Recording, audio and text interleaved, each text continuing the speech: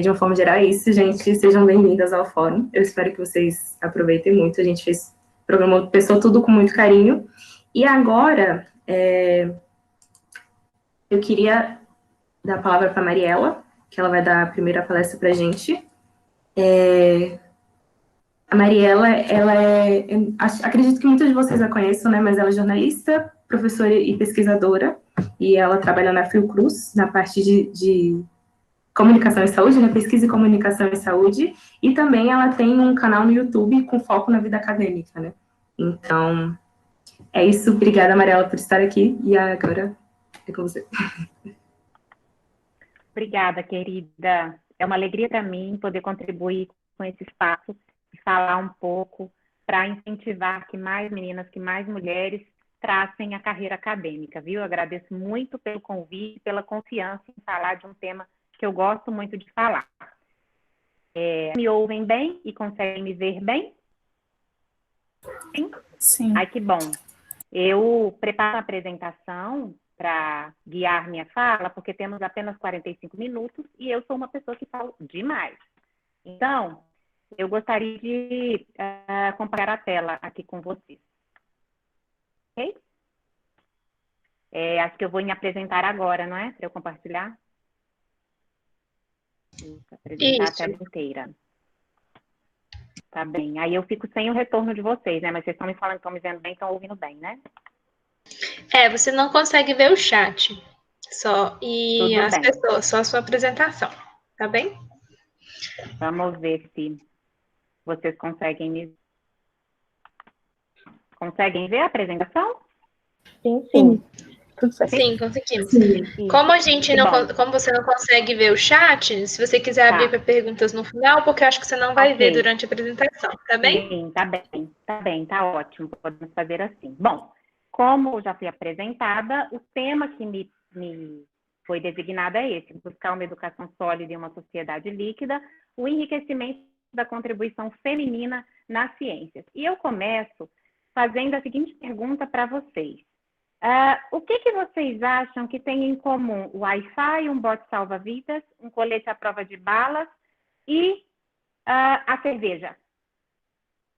Podem abrir o microfone para me falar. É a conexão entre as pessoas? Conexão entre as pessoas? Não. Tem conexão também, mas não é isso. Difícil, gente. Não tô sabendo. Aí, né? Difícil, né? Tipo, o que tem a ver? Tá bom, então. Então, guardem essa minha pergunta, tá bem? Daqui a pouco eu explico o que tem a ver. Que bom que vocês não sabem. Então, sinal que a minha palestra já teve alguma coisa de novidade. Quando a gente fala de sociedade líquida, remete a esse pensador aí, que não é mulher, mas que é um sociólogo que morreu há três anos atrás. Ele é um polonês, o Zygmunt Bauman, e até os anos de 2000, ele é praticamente desconhecido aqui no Brasil. Ele é um sociólogo que cunhou o termo modernidade líquida. E ele diz o seguinte, que nós vivemos em tempos líquidos, nada foi feito para durar. O que seria essa modernidade líquida, né? Vocês já ouviram falar do termo pós-modernidade? Então, o Zygmunt Bauman, ele não trabalha com esse termo, ele fala a ideia de uma modernidade líquida. Por quê? Porque, segundo ele, um líquido, ele sofre constante mudança o tempo inteiro, e ele não conserva a sua forma por muito tempo, né? Se a gente jogar uma água em qualquer recipiente, a água toma a forma daquele recipiente. E aí, o que isso tem a ver com a nossa sociedade líquida, né? Com as novas tecnologias, pensem que o tempo, ele se sobrepõe ao espaço. A gente pode se movimentar sem sair do lugar. Vejam, vocês estão conseguindo me ver sem que a gente esteja no mesmo local, né? A gente faz hoje cursos em qualquer universidade do mundo sem sair da nossa casa. Nesse momento de pandemia, de distanciamento social, isso é mais marcado ainda, né? E aí ele diz o seguinte, isso traz uma incerteza, porque à medida que esse futuro nosso fica sendo incerto, as pessoas começam a perceber que elas precisam viver o momento presente exclusivamente para si. Então, essa instabilidade, essa sociedade líquida, provoca nos indivíduos angústia, há um aumento do uso de antidepressivos, uma busca intensa pelo entretenimento para poder afastar essa angústia. Lidando com essa angústia, nós, indivíduos desse tempo, dessa modernidade líquida, ficamos com um sentimento de que a gente é livre para poder mudar o mundo, mas é como se a gente não conseguisse sair do lugar para transformar esse mundo, né? E se a gente for pensar nessa modernidade líquida, para além do individualismo, da fluidez, dessa efemeridade das relações, a gente tem uma ideia que é a satisfação das pessoas apenas pelo prazer de se consumir. Porque se eu não tenho uma forma sólida, né, eu preciso me adequar àquilo que eu acho que é sólido. Então, essa quantidade de consumo que a gente tem hoje, o desejo insaciável das pessoas de consumirem o tempo inteiro, né, as pessoas ficam com medo de ficarem obsoletas. Então, elas têm que estar o tempo inteiro na moda, agregando à sua personalidade coisas que são de objetos, coisas que, de fato, na prática, não trazem nada relacionado ao seu interior, mas apenas a aparências. Quando a gente fala, então, né, de educar, ter uma educação sólida em uma sociedade líquida, a gente precisa ter esse parâmetro do que é essa sociedade líquida, né? É um indivíduo que vai ser definido pelo estilo de vida dele, por aquilo que ele consome, pelo modo como ele consome. Existe, como é uma sociedade líquida, existe sempre o movimento. E as pessoas, elas se deslocam mais facilmente e têm dificuldade com as relações sólidas, com aquilo que é concreto. Eu não sei, vocês devem conhecer pessoas que ficam, parece que no mundo da fantasia, da ilusão, com dificuldade mesmo de trabalhar na realidade, na nossa realidade, no nosso mundo concreto, no nosso dia, no nosso hoje. Daí, como é que a gente busca, então, né, uma educação sólida nessa sociedade líquida? Eu fiz esse preâmbulo para contar para vocês que a semelhança entre a cerveja, o bote salva-vidas, o Wi-Fi e o colete à prova de balas é que eles foram concebidos por mulheres. Isso mesmo. Primeiras pessoas que pensaram esses produtos foram mulheres.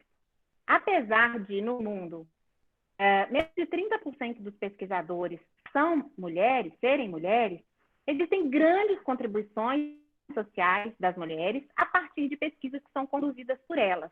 Então, ao mesmo tempo, como é que a gente faz, né, para a gente estar no ambiente acadêmico sem negligenciar a família? Como é que a gente equilibra isso em uma sociedade líquida? Eu trouxe para vocês, então, alguns exemplos de histórias de vida de mulheres que foram responsáveis por agregar muito ao conhecimento científico e de uma maneira bem sólida, porque inventaram coisas, né, trouxeram experimentos e inventos que a gente utiliza até hoje e que que nos ajudam o nosso dia a dia. A primeira, a cerveja, né? Eu tenho certeza que a maioria de vocês, para não dizer todas, não sabia que a primeira vez que se falou de cerveja tem relação com as mulheres. Vejam, a cerveja era tida como um alimento no início, né, quando ela foi criada. E, na época em que foi criada, as tarefas domésticas todas eram restritas às mulheres. As mulheres faziam coisas domésticas, né? E, mais do que uma criação feminina, por muitos anos, a cerveja era uma atividade, a produção de cerveja era uma atividade tipicamente da mulher.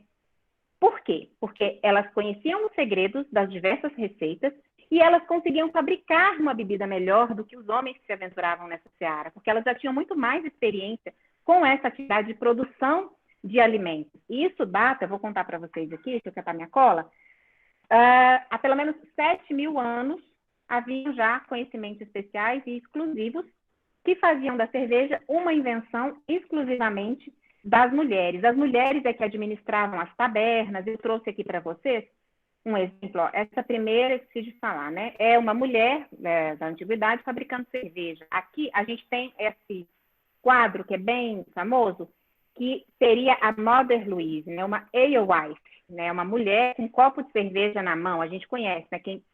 Se alguma de vocês é bebedora de cerveja, sabe que ele é um tipo de cerveja, né? E aí, se a gente for pensar, tá, a cerveja, entendi. Mas e o bote salva-vidas? O bote salva-vidas foi criado por uma mulher chamada Mary Beasley. E ela não criou só ele. Ela tem 14 patentes registradas no nome dela. Isso, se a gente for pensar só o que ela conseguiu registrar, né? Ela registrou uma máquina de fazer barris, uma caldeira para aquecer os pés, assadeira para pães, um antiderrapante para trens.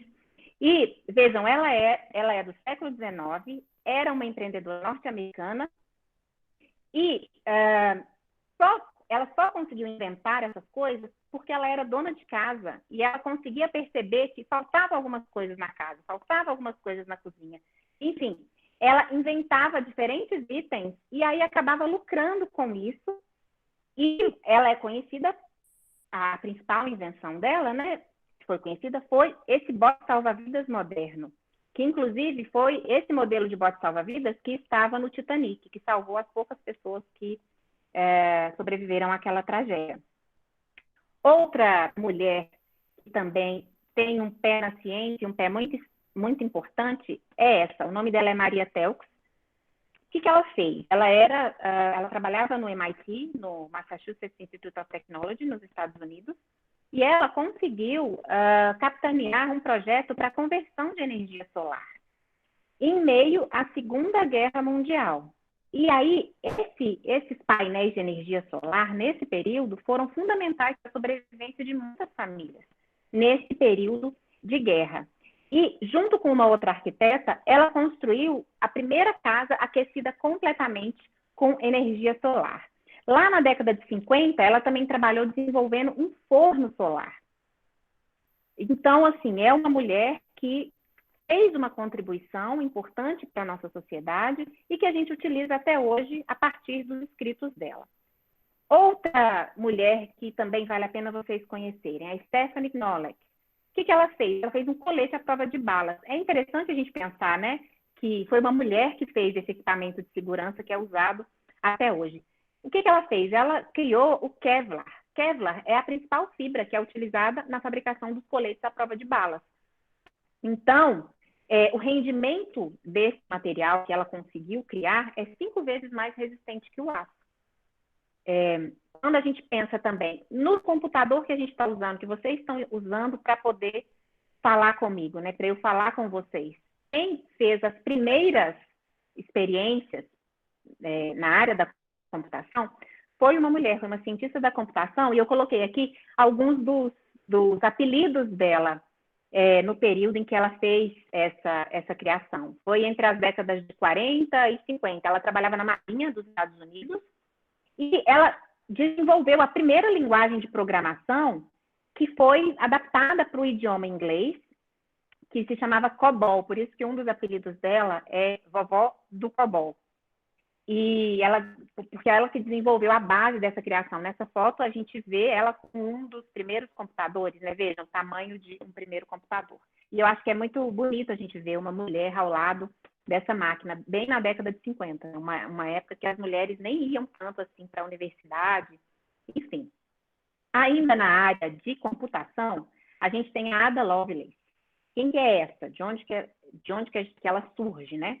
Essa Ada Lovelace, ela foi responsável por programar com algoritmos matemáticos o computador. Ela foi a primeira programadora de computador. E é interessante perceber que, durante todo o tempo que ela viveu, ela não foi reconhecida. O reconhecimento dela só foi efetivado quando um homem, o Alan Turing, eu não sei se vocês já viram o filme dele, como é que é o nome? Eu esqueci. Que é um matemático, um dos primeiros matemáticos, que trabalha com código, para quem souber. Se não me engano, o nome é O Jogo da Imitação. Acho que é isso mesmo. Eu sou péssima para nome de filme, de livro, de tudo. Mas fica aí, de dever de casa. Confiram no Google, que é isso, O Jogo da Imitação. E aí foi ele que formalizou o conceito, né, de algoritmo e que deu os créditos para ela. Porque enquanto ela estava viva, ela não recebeu esses créditos. Uma outra que eu acho que vale a pena mostrar para vocês é essa Heidi Lamar. Inclusive, tem até uma biografia dela que eu li no ano passado. Vejam, ela é belíssima, né? Ela era atriz e ela inventou um sistema de comunicação secreta durante a Segunda Guerra Mundial, e esse sistema que ela inventou foi responsável, foi a base para se criar o Wi-Fi que a gente tem hoje. Eu falo, gente, só o fato da gente ter o WhatsApp hoje, se não fosse essa mulher, não sei se a gente teria. Ela tem, inclusive, um espaço na Calçada da Fama, com a assinatura dela, porque ela foi uma atriz bastante importante na década de, se eu não estou enganada, na década de 20, 30, se não estou enganada, quando ela foi, acho que sim. E é interessante, eu sugiro que vocês leiam a biografia dela, que se chama olha, eu péssima para os nomes, daqui a pouco eu mostro, porque eu tenho ela aqui em casa. Mas essa biografia dela mostra, inclusive, a dificuldade dela em apresentar-se para além de um rostinho bonito, para além de uma mulher que sabia atuar e atuar bem no cinema. Inclusive, tal a importância dela que no ano passado o Google fez uma homenagem para ela. Sabe aqueles doodle do Google? Que é quando você digita google.com e aparece lá, às vezes aparece um desenhozinho diferente?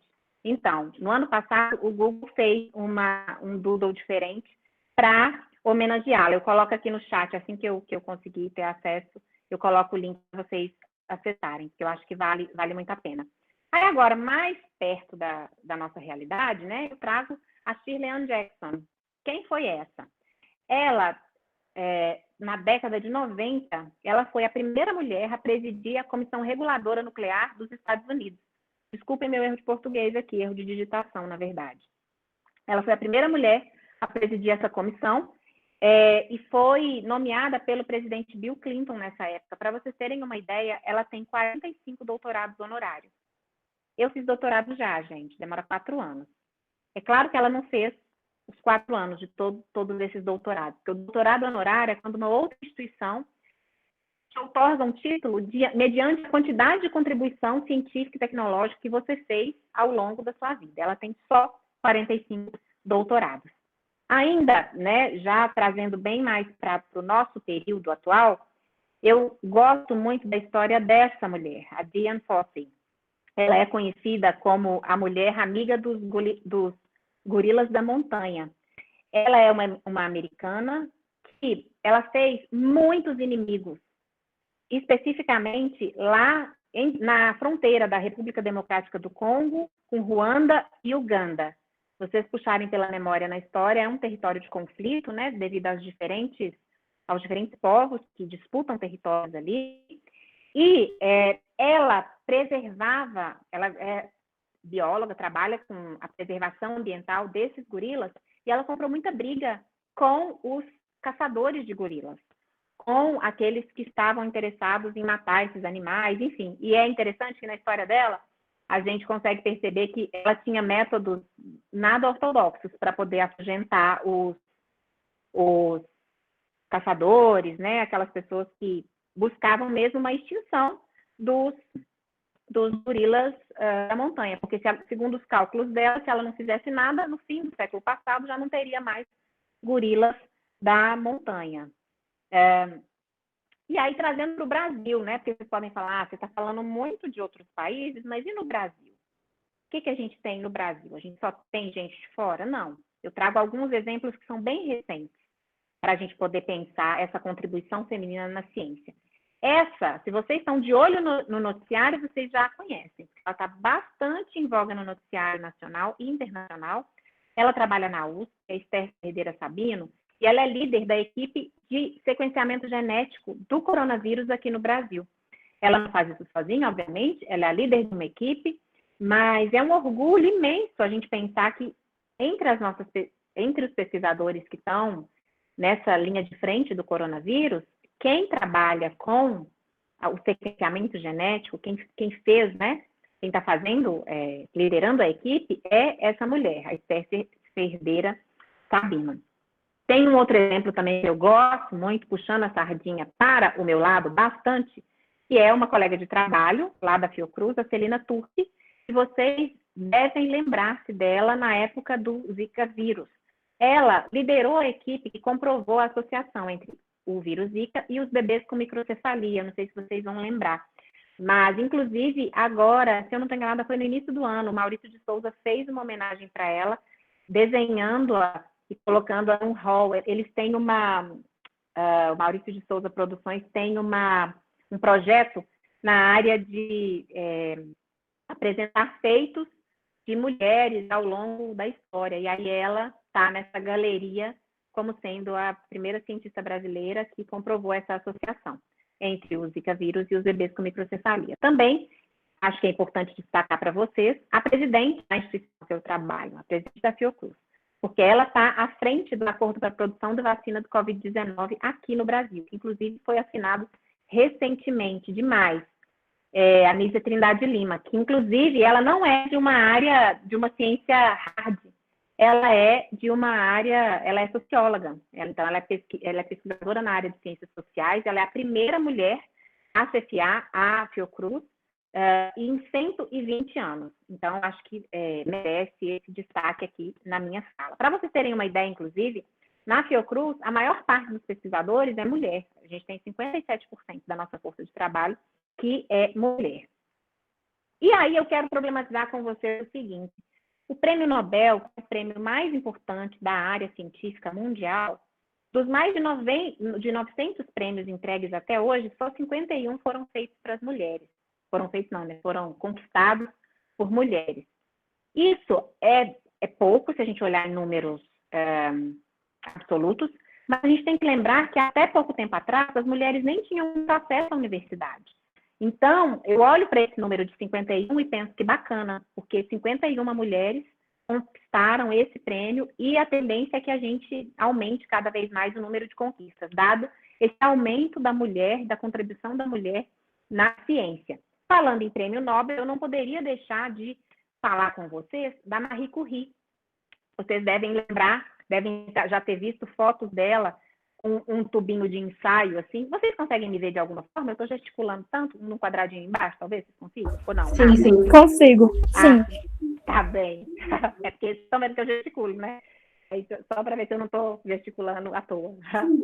Mas a Marie Curie tem uma foto muito famosa dela que ela está com um tubinho de ensaio, assim. E ela sempre está com os cabelos bem despenteados, mas eu quis trazer essa foto, que essa foto não é muito divulgada. Nessa foto, ela está com as duas filhas dela. E eu acho que é importante a gente perceber. A Marie Curie, ela ganhou 2 prêmios Nobel daqueles 51, que só as mulheres que são de mulheres, 2 são dela. Um em física, em 1903, e o outro em química, em 1911. E a história dela, eu entendo que é importante a gente ressaltar pelo seguinte, porque a partir do atropelamento do marido dela, né, ela ficou mais famosa, digamos assim. O que acontece? Até o atropelamento do marido dela, ela era tida como assistente do marido, né?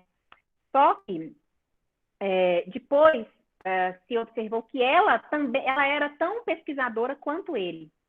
Mas na época, né? Para a época, isso foi no início do século passado. Na época, não era muito comum a gente ter nenhum reconhecimento das mulheres, muito menos uma presença importante das mulheres nos laboratórios. Então, ela foi a primeira mulher na França a alcançar o título de doutora. E aí, o que aconteceu? Quando o marido dela foi atropelado, ela herdou o cargo dele. E aí, ela foi a primeira mulher a dar aula na Universidade de Sorbonne. A primeira mulher francesa a atingir o título de professor titular naquela universidade. Eu acho que é importante a gente ressaltar isso e ressaltar que ela também era mãe. Isso é uma coisa que, por vezes, a gente percebe, né, que é difícil, é complicado, tem a coisa da licença maternidade e tal, e aí muitas mulheres podem pensar que é inatingível se chegar a ser uma grande cientista, mas não. A gente tem o próprio exemplo da Marie Curie. Uma outra que, obviamente, eu traria para vocês, porque eu sou fã dela, muito de carteirinha, o dia dela foi domingo, eu não poderia deixar de apresentar para vocês aqui, é Edith Stein, que ela, inclusive, foi canonizada pela Igreja Católica, o nome dela é Santa Teresa Benedita da Cruz, e ela fez a tese de doutorado dela na Alemanha e foi a segunda mulher a defender uma tese de doutorado em filosofia lá. E é interessante perceber que, mesmo com o doutorado, ela era impedida de dar aula na universidade, porque ela era mulher. E ela fez muitos escritos relacionados à mulher, relacionados ao papel da mulher na sociedade, papel da mulher na ciência. Ela também é uma referência para todo mundo que é professor, assim, porque ela tem uma, eu posso chamar de uma pedagogia, onde ela fala a importância de que cada professor perceba qual é o núcleo central de cada aluno. Porque cada pessoa, segundo ela, tem esse núcleo central que é único, que precisa ser desenvolvido para que aquela pessoa seja protagonista da sua própria vida. Então, essa pesquisadora, que é uma pesquisadora da área da educação, ela inspira até hoje os educadores que não estão interessados só naquela relação COSP-GIS, né? Eu sei tudo, sou o professor, e aí o meu aluno não sabe nada. Não. A ideia dela é muito mais de tentar que cada professor consiga perceber o potencial do seu aluno e fazer aflorar aquele potencial. A gente sabe, né, meninas? Nem todo mundo é excelente em todas as matérias. Imagina, eu mesma, eu falo que quando eu fiz ensino médio e fiz a matéria de física, a primeira prova que eu tirei nota vermelha na minha vida foi em física, que a prova valia 10, eu tirei 2,5. Quando a professora estava entregando as provas, ela me entregou a minha, eu falei, não, isso aqui tá errado, essa prova não é minha, não. Aí ela pegou e falou, senhorita se chama Mariela? Eu falei, sim. Falou, então, é da senhorita.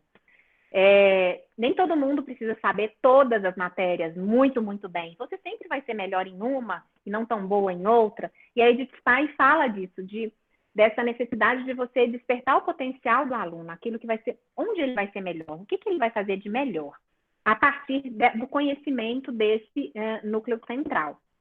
E aí trago alguns dados para vocês sobre a realidade atual da participação da ciência das mulheres na ciência em meio a essa modernidade líquida, em meio a essa sociedade líquida lá do Zygmunt Bauman. É o seguinte, nos últimos 20 anos, a proporção de mulheres que publicam artigos científicos, ela cresceu 11% no Brasil. E Brasil e Portugal são os países que mais contam com autoras em trabalhos científicos. Esse dado é muito importante, porque mostra que nós, brasileiras, estamos nos interessando mais por ciência. Nós estamos percebendo que a gente tem potencial e a gente pode, sim, contribuir muito nas carreiras científicas. Para vocês terem uma ideia, um dado do CNPq, as mulheres representam mais da metade do total de bolsas de iniciação científica. O que é isso? A bolsa de iniciação científica é concedida, né, a partir de um pesquisador que escreve um projeto, e aí quem vai executar aquele projeto de pesquisa é o pesquisador em parceria com um aluno de graduação, de qualquer curso, né, dependendo do teor daquele projeto de pesquisa. Para maior parte das pessoas, né, dos graduandos, aquele momento da iniciação científica é o primeiro contato mesmo com o método científico, com o que é ciência, o que é conhecimento científico, as bases do pensamento analítico científico, enfim. Então, vejam, as mulheres no Brasil representam mais da metade do total de bolsas de iniciação científica na área da graduação. Mas o que acontece? Quando a gente vai olhar, isso é a pontinha da formação do pesquisador brasileiro, para vocês terem uma ideia. Começa lá na bolsa de iniciação científica. Depois ele vai se graduar, vai fazer mestrado, doutorado, pode fazer um pós-doutorado se quiser. E aí, o topo, né, para você dizer assim, esse pesquisador é de excelência. Aqui no Brasil a gente tem uma premiação, eu posso dizer assim, que é a Bolsa de Produtividade em Pesquisa, que é concedida pelo CNPq, para pesquisadores que têm muita produtividade, que publicam muitos artigos, orientam muitos alunos de mestrado, de doutorado, enfim. E aí, percebam, na ponta que começa a carreira acadêmica, a maior parte é mulheres. Mas quando a gente pega o total de bolsas de produtividade em pesquisa, né, é uma das categorias mais altas da carreira, que seria assim, o topo da carreira acadêmica, essa fatia cai para 35% do total. Então, existe alguma coisa, né, que talvez faça com que as mulheres que começaram e se interessem, têm mais oportunidades ali no início da carreira, quando chega no fim da carreira, elas nem todas, não posso dizer que nem todas, mas a proporção não é a mesma para essa categoria mais alta, que é a Bolsa de Produtividade em Pesquisa. E aí, a gente tem que pensar o seguinte, né? O que faz? Muitos autores colocam que o fato de a mulher tirar licença de maternidade, né, e muitas vezes ter que cuidar dos filhos, do marido, da casa, que isso seria um dos fatores que impede as mulheres de estarem em maior proporção nesse espaço que seria o topo da carreira. E aí, pensando nisso, a gente tem hoje já alguns avanços no nosso país. Eu sou uma pessoa que não gosta, eu sou muito otimista. Eu não gosto de focar tanto no problema, eu gosto de focar naquilo que estamos fazendo para tentar solucionar o problema, né? Eu não gosto de ficar na queixa de que não tem espaço para as mulheres, enfim. Por exemplo, a licença maternidade. Hoje, no Brasil, todas as bolsistas de pesquisa têm garantido a sua manutenção da bolsa de pesquisa durante a sua licença maternidade. Pasmem, mas nem sempre foi assim. E aí, o fato de não ter essa bolsa garantida, é claro que impacta na produtividade dessa mulher, né? Imagina, se você tem 2 anos para fazer o mestrado e você engravida no meio do mestrado, é necessário que você tenha mais 6 meses de bolsa para que você consiga exercer plenamente o seu momento de maternidade, aqueles 6 primeiros meses do bebê, e aí depois consiga competir em pé de igualdade com os homens que não tiveram essa necessidade de estar exclusivamente dedicada ao filho. Então, eu acho que isso é um ponto bastante positivo que eu queria ressaltar aqui, que nos ajuda a ter uma formação sólida para as mulheres, em meio a essa sociedade líquida. Duas coisas que acho que são importantes de ressaltar. Hoje, a gente já consegue inserir o tempo de licença maternidade no currículo Lattes. E por que isso é importante? Quando a gente está disputando verba em projetos de pesquisa, meninas, o currículo Lattes é muito avaliado. E, geralmente, é avaliado a sua produção mais recente, aquilo que você fez nos últimos 5 anos. Então, suponhamos que a gente tenha uma mulher que nos últimos 5 anos teve 3 filhos. É possível isso? É possível. Ela teve 3 filhos. Então, ela teve 1 ano e meio de licença maternidade. Ela teve 1 ano e meio no um período no qual ela não estava no laboratório sempre, ela estava licenciada como direito e como necessário para aquele filho, para aquela mãe, para aquela relação.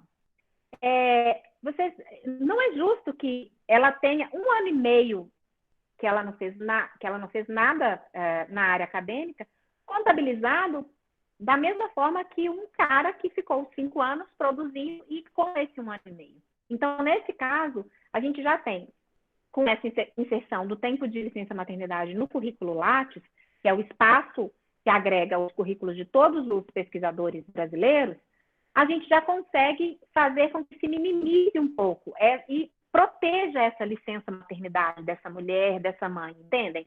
Então, vai ser contabilizado, quando ela for fazer uma requisição para um projeto de pesquisa, vai ser contabilizado mais a produção dos últimos 5 anos, a produção dos últimos 6 anos e meio. Eu acho que isso é justo, é necessário, é importante para a gente garantir essa manutenção das carreiras científicas também para mulheres.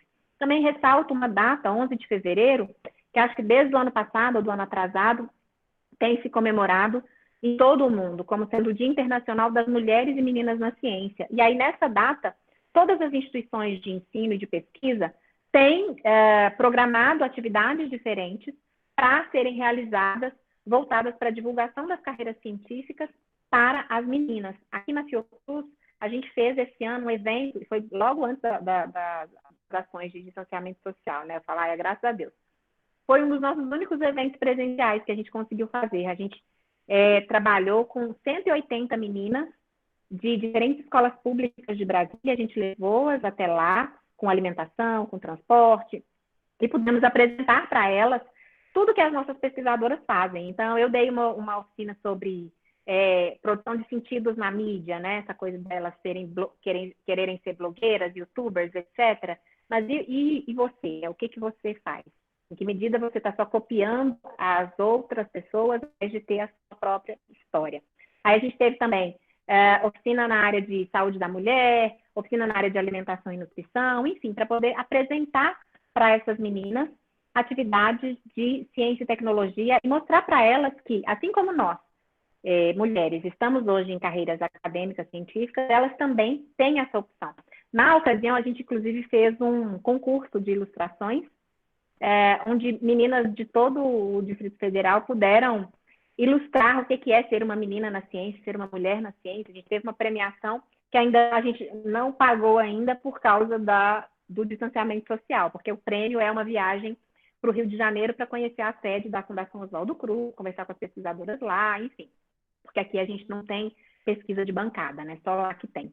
Então, eu acho que é importante a gente perceber que já esse tipo de iniciativas, como iniciativas que nos auxiliam a afirmar o papel da mulher dentro das áreas científicas. E aí, eu sugiro para vocês que vocês assistam esses 4 filmes, que são filmes que falam das histórias de algumas das mulheres que eu coloquei aqui. Tem a da programadora, que é esse Estrelas Além do Tempo, tem a Marie Curie, que é esse Radioactivity, que, se eu não estou enganado, em português está como Radioatividade.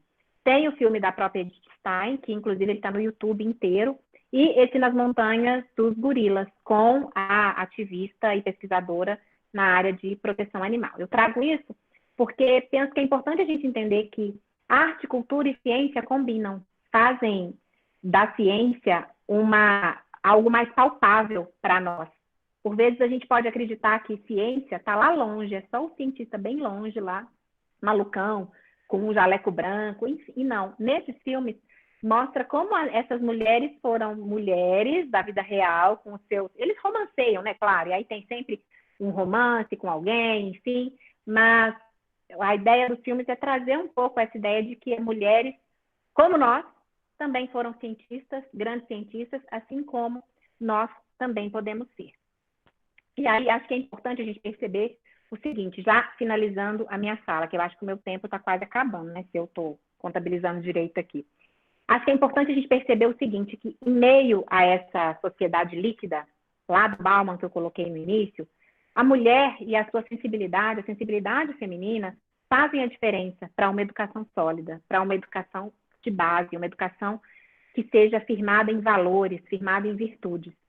Eu desconfio de uma sociedade líquida se a gente não conseguir formar mulheres de uma maneira sólida, assim como essas mulheres se formaram.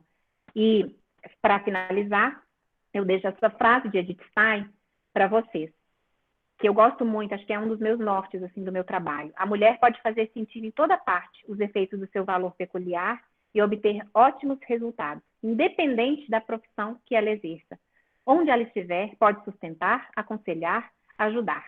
Muito obrigada, queridas. Eu deixo aqui os meus contatos para vocês. Fico à disposição para a gente poder debater. Se a gente tiver tempo, eu não sei se a gente tem. Aqui o meu Instagram e o meu YouTube, onde eu tento passar um pouco a ideia de que existe vida além da vida acadêmica, sabe? A gente, como mulheres, a gente tem que ter na nossa cabeça a ideia de que nós não precisamos ser menos mulheres porque a gente está numa carreira científica. Nós não precisamos nos esconder, nós não precisamos ser, como é que eu posso dizer? Nós não precisamos nos masculinizar para ser uma cientista respeitada, para ser uma pesquisadora que tem seus artigos publicados. Ao contrário, o que vai nos diferenciar nesse mundo é a gente explorar a nossa feminilidade, a nossa sensibilidade, a nossa capacidade crítica e única, né, específica de cada uma de nós como mulheres. Muito obrigada.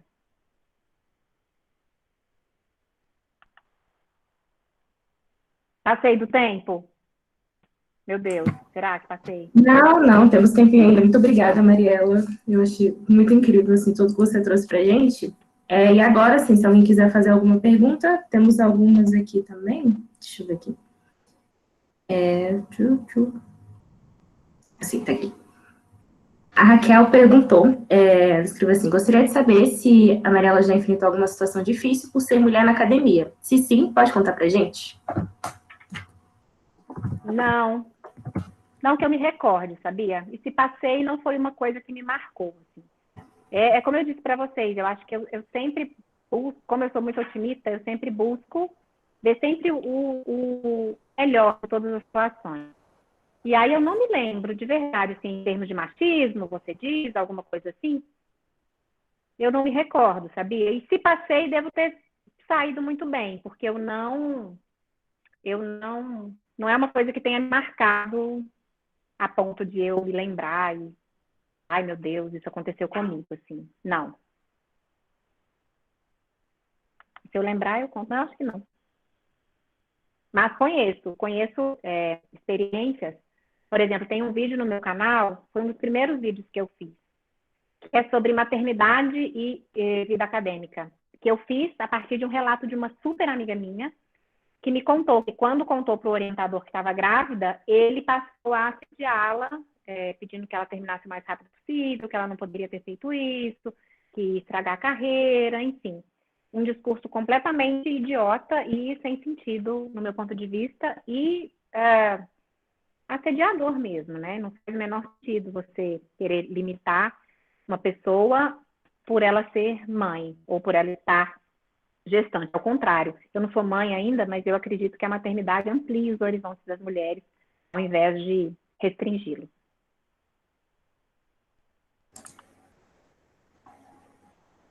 Sim, e falando um pouco dessa questão, né, de como os filhos ampliam, né, eu lembrei porque no ano passado a gente teve uma palestra não sei se algumas de vocês conhecem, a Lígia Badawi, que ela é uma cientista política, e ela falou justamente, sim, ela falou justamente que quando a mulher se torna mãe, ela adquire ainda mais coisas justamente porque é a questão de organização do tempo, de lidar com as pessoas e fazer até o básico, né, fazer várias coisas ao mesmo tempo.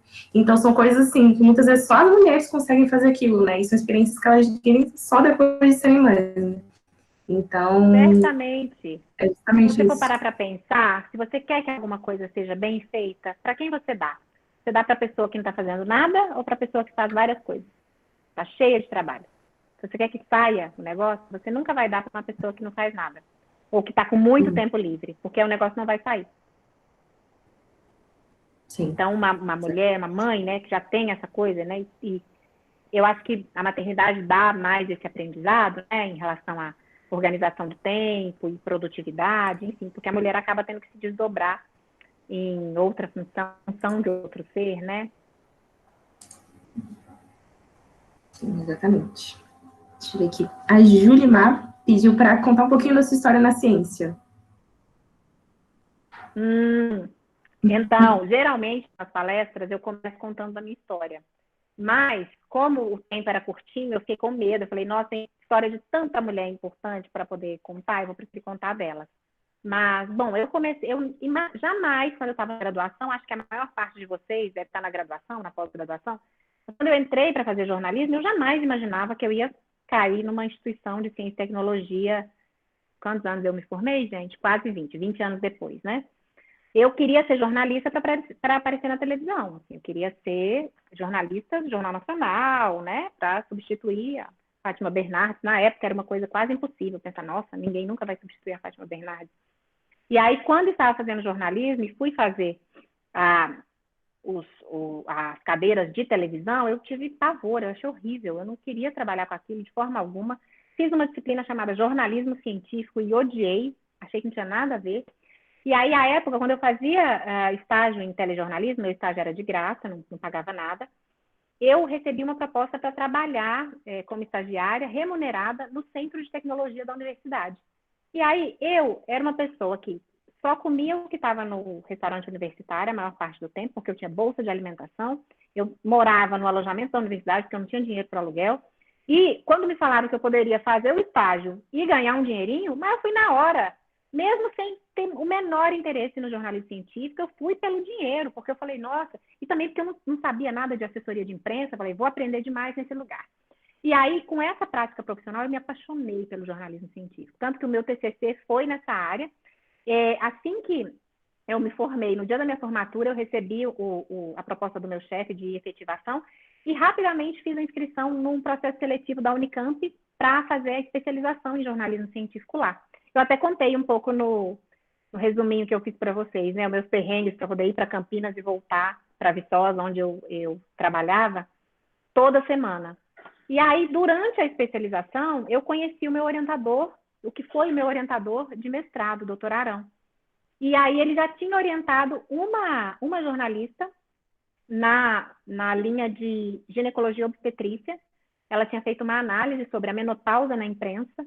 E aí eu falei, cara, eu vou tentar com esse cara, porque eu comecei a gostar tanto dessa coisa da pesquisa, como jornalismo científico, eu lidava com pesquisadores o dia inteiro, eu comecei a gostar disso, gostar dessa carreira. E aí tentei, fiz o processo seletivo, era uma vaga com ele, né? Tinha 5 pessoas na seleção, tinha dois médicos, acho que era uma ou duas nutricionistas, não sei, não lembro qual era o outro, e eu como jornalista. E aí eu fui aprovada. Mesmo sendo um curso de saúde, fui aprovada na Faculdade de Ciências Médicas, e aí fiz o meu mestrado. Durante o mestrado, realizei um dos meus sonhos, que era viajar de avião, e fui para a Espanha, conheci a Espanha, fiz uma parte do meu mestrado lá na Universidade Complutense de Madrid. Lá não tem mestrado, eu fiz algumas disciplinas de doutorado lá. E aí, quando voltei para o Brasil, eu voltei, mas eu estava muito... o meu orientador propôs que eu continuasse, fizesse doutorado direto, mas eu queria viver um pouco, eu não queria só sobreviver, porque os meus salários eram sempre em forma de bolsa. Então, assim, eu tinha bolsa quando eu estava trabalhando na Unicamp, depois eu fui para o mestrado, eu tive uma bolsa, um período de tempo, uma bolsa da CAPES. Lá na especialização eu tinha uma bolsa da FAPESP, que é a Fundação de Pesquisa do Estado de São Paulo. E aí eu via os meus outros colegas todos assim, todo mundo já estava com o seu carro, já estava morando, né, de aluguel e tal, e eu ainda estava na moradia da Unicamp, que é reservada para alunos que não têm muito recurso financeiro, que não têm recurso financeiro. E aí eu falei com ele, eu falei, não, doutor Arão, eu quero viver um pouco, eu não quero só sobreviver, eu não vou ficar mais 4 anos aqui fazendo um doutorado, ganhando uma bolsa muito pequena. E também eu comecei a procurar emprego fora de Campinas, porque alguns colegas meus tinham sido assaltados, em assaltos meio violentos, eu comecei a ficar com medo. E aí consegui passar num processo seletivo para um contrato temporário de 1 ano aqui em Brasília, no Ministério da Saúde.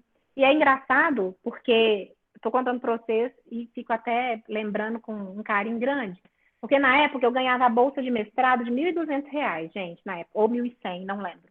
Era isso, 1.100, R$ 1.200. E aí eu vim para Brasília para fazer a prova, que tinha uma prova e tal, não era um concurso, era 1 ano só. E aí eu lembro que eu falei com a minha mãe, eu falei assim, minha mãe morava em Formiga, eu em Campinas, e eu liguei para ela e falei, mãe, quanto será que custa, que vai ser o custo de vida em Brasília se eu passar e tal? Será que meu salário vai ser maior que R$ 1.200?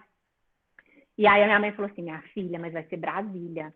Eu acho que se pagarem o mesmo tanto, é melhor você ir para lá com R$ 1.200. Eu falei, também acho, mãe. E aí, quando chegou na seleção, foi muito engraçado, porque eles não falaram quanto era o valor até a gente chegar. Quando a gente chegou, todos os candidatos estavam...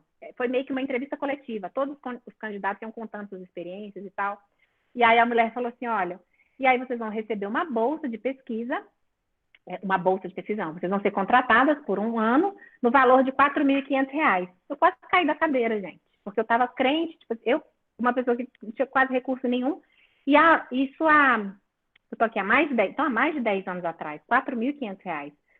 E aí eu falei com a minha mãe, eu falei, mãe, é muito dinheiro lá, nossa e tal, enfim. Aí eu passei, precisava terminar o meu mestrado, faltava pouca coisa para terminar. Eu terminei meio que à distância, eu fiz a qualificação lá, vim para cá, assumi. E aí eu ia ficar 1 ano, fiquei 7 anos nesse emprego. Quando estava nesse emprego, sentia saudade da ideia da pesquisa e arrumei um outro emprego numa universidade aqui em Brasília, uma universidade privada. E aí, quando eu comecei a dar aula todos os dias, eu me encantei com a ideia da docência. Eu já tinha dado aula antes, mas aula particular e tal, quando eu era mais novinha, na minha adolescência. E aí eu fiquei encantada. Eu falei, cara, eu quero fazer isso para a vida. E aí fui pesquisar, falei, bom, precisa ter doutorado, se quiser passar num concurso público para dar aula em universidade pública. Eu falei, beleza. E aí fui fazer o doutorado, fiz contato com uma professora da UNB, que era da área da saúde, mas que é jornalista. E aí, a partir do contato dela, fiquei de olho, quando abriu vaga com ela, prestei, passei, e aí fiz o meu doutorado aqui na Universidade de Brasília. Eu fiquei mais ou menos 1 ano ainda nesse emprego. Depois eu pedi demissão da universidade primeiro, porque eu não estava conseguindo, imagina, trabalhar na universidade, mais trabalhar no Ministério da Saúde, mais o doutorado. Aí primeiro eu larguei a universidade, depois eu larguei o Ministério da Saúde, porque aí eu fui aprovada num concurso da Fundação Oswaldo Cruz, que é onde eu estou hoje bem feliz, assim. Em resumo, é isso, gente. Aí hoje eu estou na Fundação Oswaldo Cruz, eu comecei na Fiocruz do Rio de Janeiro, no Laboratório de Pesquisa em Comunicação e Saúde. Tive muitos problemas relacionados à violência do Rio, e aí consegui a transferência para cá, estou na Fiocruz Brasília, onde eu estou na assessoria de imprensa, na assessoria de comunicação, né, que eu faço desde a parte de jornalismo, trabalho na equipe do jornalismo, mas também trabalho na área de ensino e pesquisa. Estou muito feliz porque ontem e hoje, né, foram os primeiros dias de uma pós-graduação nova na área de comunicação em saúde, que o meu chefe coordena, eu sou adjunta dele, e eu estava agora, para vocês terem uma ideia, eu nem sei ainda, porque eu estava na aula até 1 da tarde com os alunos, e aí depois fui preparar esse momento aqui para falar com vocês, fui dar uma assistência na minha família e tal, mas eu sou muito feliz com a carreira que eu consegui construir e venho construindo, sabe? Em resumo, é isso, gente. Não sei se eu falei muito rápido, mas em resumo é isso. Assim. Eu tenho muita história engraçada para contar, porque acho que, enfim, acho que o meu otimismo faz com que mesmo na época que eu tinha, tipo, quase vendeu algo para comer janta, eu sempre acreditei que as coisas iam melhorar muito para mim em algum momento. E eu gosto muito de Edith Stein, porque tem uma frase dela que eu me identifico demais. Eu conheci Edith Stein quando morei na Espanha, né? E aí tem uma frase dela que fala assim: nos meus sonhos, eu via diante de mim um futuro brilhante, e que eu não estava destinada e que eu estava destinada a algo grande, que eu não me encaixava nos limites do meu entorno. E era exatamente assim que eu me sentia quando eu morava no interior de Minas Gerais, né? E em meio a todas as dificuldades financeiras para conseguir me formar e a minha formação, eu tinha certeza que eu teria um futuro brilhante, porque eu ia fazer o que devia ser feito a cada dia, né? Aquilo que me coubesse. Assim. E eu acho que é um conselho que eu dou para vocês, assim. Eu acho que em meio a essa sociedade líquida, que a gente precisa estar com os nossos pés muito fincados nos nossos valores. Porque é muito fácil a gente simplesmente esquecer todas as nossas virtudes, esquecer o nosso caráter e querer ter o maior título passando por cima dos outros. E isso não vale a pena. Eu acho que eu sou muito feliz por nunca ter precisado fazer isso, apesar de já ter sido sacaneada. Mas, enfim. Viram como eu falo demais, gente? Obrigada, Mariela. Foi muito, muito inspirador mesmo. Eu não sei se a gente tem mais perguntas. Alguém ainda quer fazer alguma pergunta aqui? Se quiserem, pode mandar no chat. Deixa eu ver.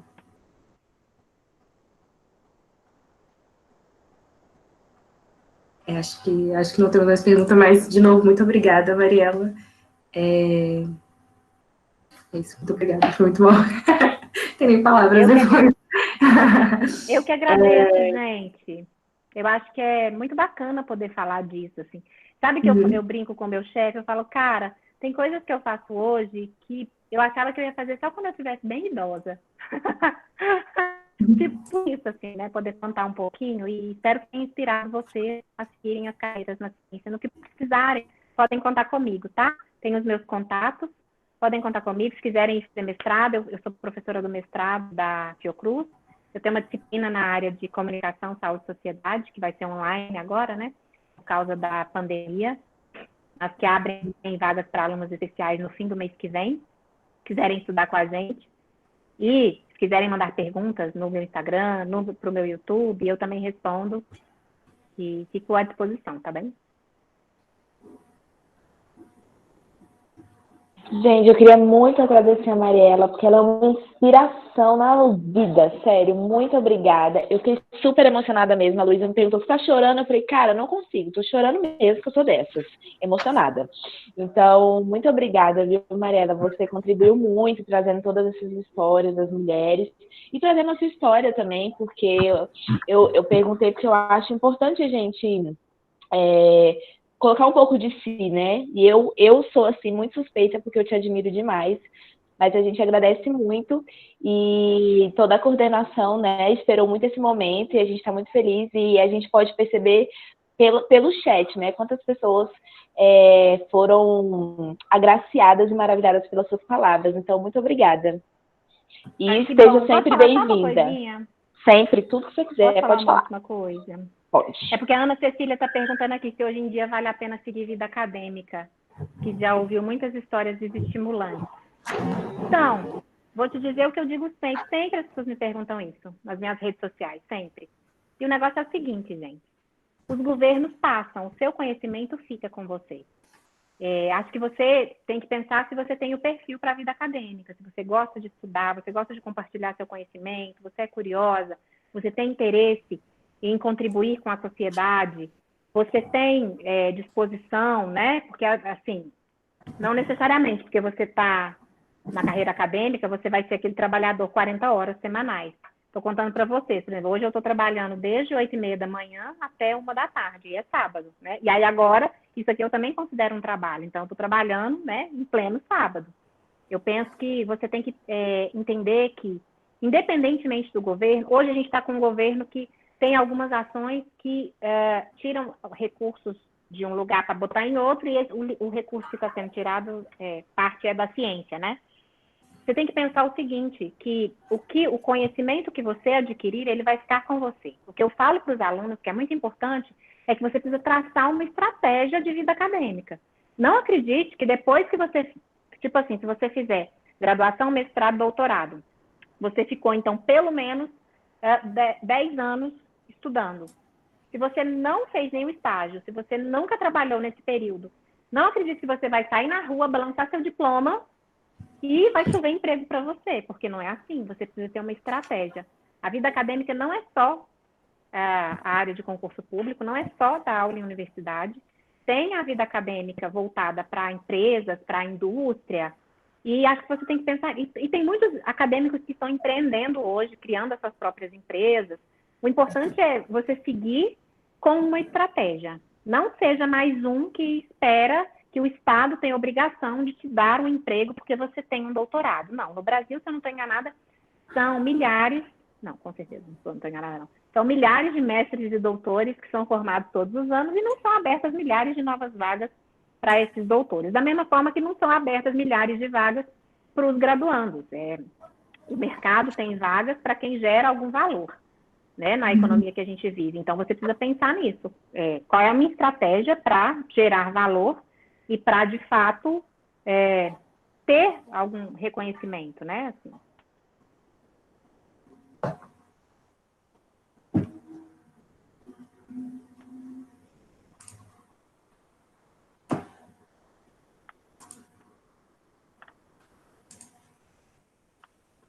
Ai, que gracinha o chat. Obrigada. Obrigada por todas as mensagens, viu? Estou lendo todas agora.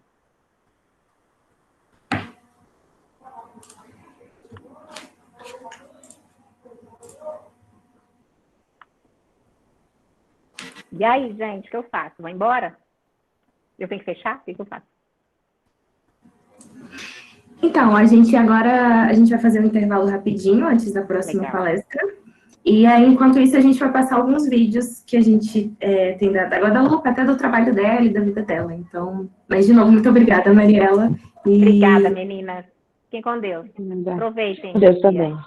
Obrigada, mas está super convidada a continuar com a gente também, se você puder e quiser, tá bom? Opa, um pouco eu fico sim. Obrigada. Já vou almoçar. Isso, coma, por favor. Obrigada. Põe o vídeo aí, Lulu. Aqui. Então, gente, só para a gente se organizar, a próxima palestra vai ser às 3h20. Então, aí nesses 10 minutos, caso queiram levantar, ir no banheiro e tal, a gente vai passar um vídeo enquanto isso. Só peguei aqui.